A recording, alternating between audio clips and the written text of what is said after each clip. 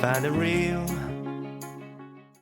Y así, apreciados amigos, pues es como iniciamos esta jornada de saludos o iniciando más bien este periodo académico para el año 2022.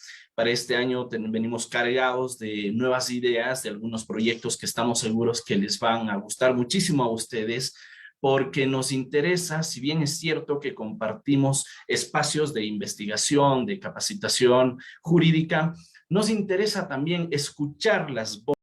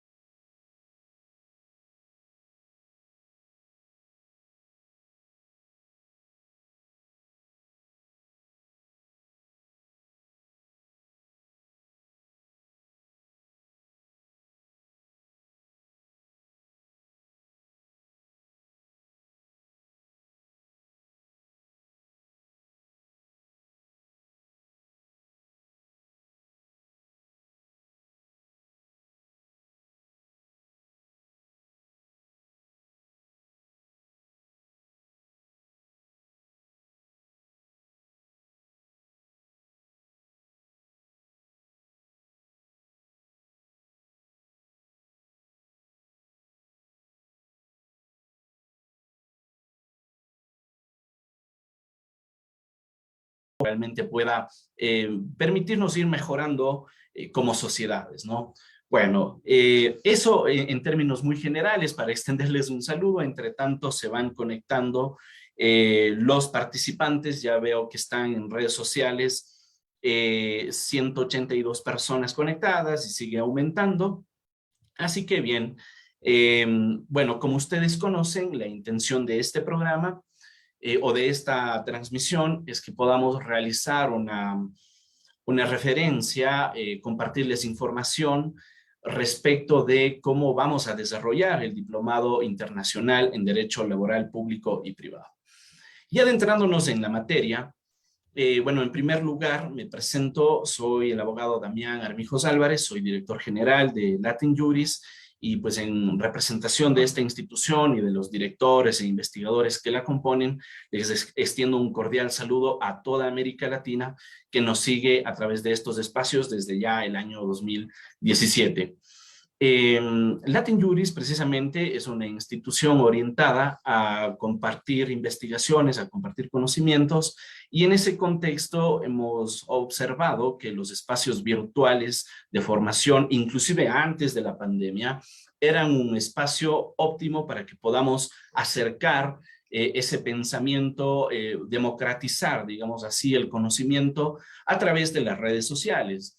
Y eso al inicio, aunque parecía un poco tomar la informalidad del asunto académico, sin embargo, siempre fue muy bien recibido, tomado con la seriedad que la temática comporta, tanto por parte de expositores como por parte del público en general. Entonces, ha sido realmente una fortaleza y en ese contexto ustedes observarán ingresando en el blog de nuestra institución, que están ya desde el año 2017 varios programas, varios seminarios, cursos grabados, ¿no? Que sirven, son de mucha utilidad para el estudiante de derecho que de pronto se perdió una clase en su universidad y de pronto por ahí googlea y encuentra que esas temáticas las hemos abordado a través de estos cursos, ¿no? de estos programas. Entonces, bueno, pues termina siendo un beneficio no solamente para ese estudiante curioso, sino también para el abogado que quiere refrescar sus conocimientos en algún tópico que últimamente no lo ha tratado, o de pronto para alguien que quiere especializarse un poco más en el asunto que ya conoce, en una materia que domina, pero cree que es necesario escuchar, bueno, cuáles son las principales discusiones que en torno a esa figura jurídica se están compartiendo en la actualidad. Todo eso es lo que pueden encontrar a través de estos programas que impulsamos desde Latin Juris. Y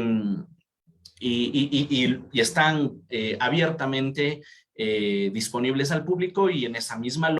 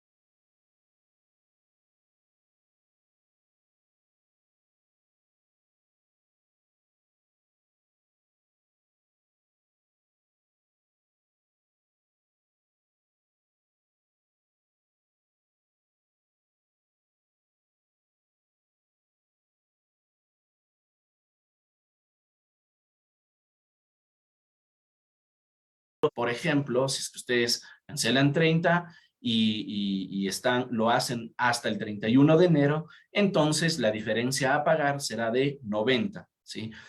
¿Por qué? ¿Por qué? ¿Por qué pueden pagar posteriormente eso? Porque al realizar la reserva de cupo se congela el valor, ¿sí? Por lo tanto, en ese caso, si usted paga 30, al final terminará pagando la diferencia, que son 90, y da 120 independientemente de la fecha en la que realice el pago, ¿no? Ahora, en el caso del periodo ordinario, igual. Digamos, alguien no pudo realizar el pago hasta el 31 de enero, pero lo hace entre el 1 y el 18 de febrero. Igualmente, cancela $30 y congela el precio de los $150, ¿sí? Pues de esa manera asegurarnos también de que tenemos que realizar un proceso de seguimiento a ese cursante en cuanto a registros de asistencia, exámenes y más detalles, ¿verdad?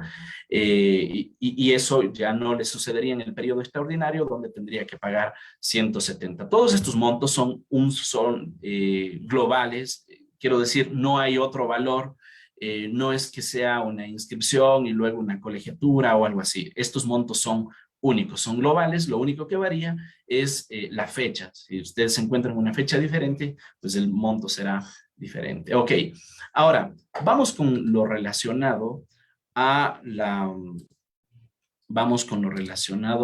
parte de nuestros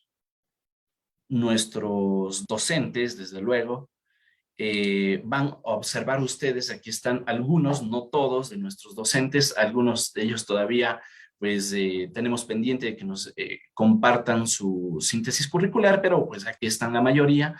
Me refiero a la doctora Abigail Mayorga de Ecuador, también al doctor Santiago Machuca, que es profesor en la Universidad Central del Ecuador, la doctora Sandra Aguirre, experta en Derecho Laboral, jueza en materia laboral, el doctor Rubén Castro, quien es experto en temas laborales, en temas de derecho colectivo del trabajo, representante de organizaciones, representante legal, me refiero de organizaciones de trabajadores y más. La doctora Patricia Borja, experta en seguridad social, doctor Fabián Garzón de Colombia, quien nos va a compartir una perspectiva muy interesante de la protección a las personas con una estabilidad laboral reforzada, ¿verdad? También la doctora Enma Tapia, ella es presidenta de la Sala de lo Laboral de la Corte Nacional de Justicia del Ecuador, la doctora Eliana Roca, distinguida doctora en Derecho de Bolivia, ella es profesora en el aspecto sobre todo de derechos humanos, y ella en ese contexto nos va a compartir ideas sobre el desarrollo que ha tenido el derecho laboral a partir de la jurisprudencia internacional. Fíjense ustedes, un tema muy interesante.